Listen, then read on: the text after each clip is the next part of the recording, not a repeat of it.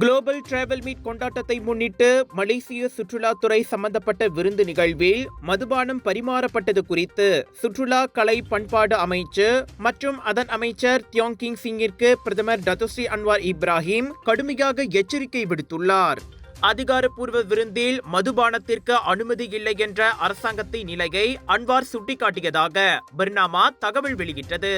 நிகழ்ச்சி முடிவுற்ற பின்னரே அந்த விருந்தில் மதுபானம் இருந்ததாக சுற்றுலா கலை மற்றும் பண்பாடு அமைச்சு விளக்கம் அளித்திருந்தாலும் இது முற்றிலும் பொருத்தமற்றது.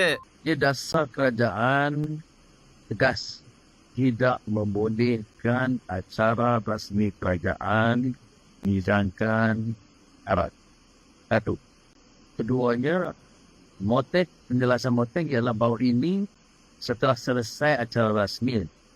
Tapi tempat yang sama menjadi sama. Kami telah memberikan peringatan keras kepada Menteri Kementerian supaya tidak mengulangi kesilapan ini.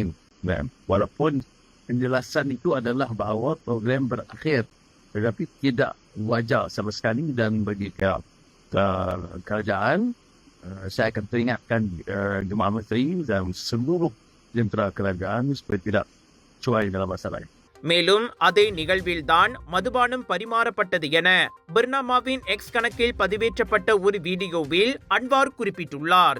அரசாங்க நிகழ்வுகளில் மதுபானங்கள் ஏன் பரிமாறப்படுகின்றன என்று கேள்வி எழுப்பி இந்த விவகாரம் கலாச்சார விதிமுறைகள் மற்றும் அரசியலமைப்பை மீறுவதாக கூறி முகநூலில் ஒரு காணொளியை இதற்கு முன்னர் பெர்சாத்து நாடாளுமன்ற உறுப்பினர் மாஸ் எர்மிகாத்தி சம்சுடின் பதிவேற்றியிருந்தார்.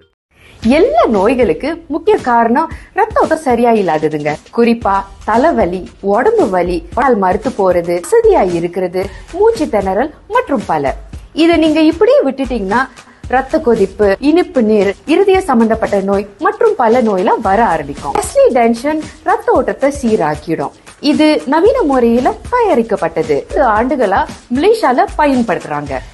டெஸ்லி, உங்கள் ஆரோக்கியத்தின் நண்பன்.